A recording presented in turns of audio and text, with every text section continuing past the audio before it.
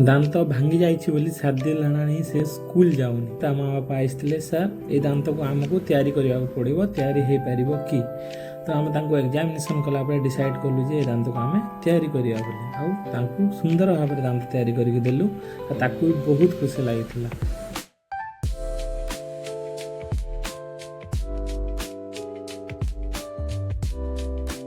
दांत भांगी थिले दांत तैयारी करी हुए आपण जदि जानि नाहंती ताहले आपण जानि रखिया दरकार। जदि आपनकर भी दांत भांगी जाइछि ताहले हमके जोगाजोग करि पारिबे आमे ताको एग्जामिनेशन करिवा जदि भल कंडीशन अछि अधिका डीप जाय जायनि ताहले आमे दांत को तैयारी करि पारिबे पुनर्बार।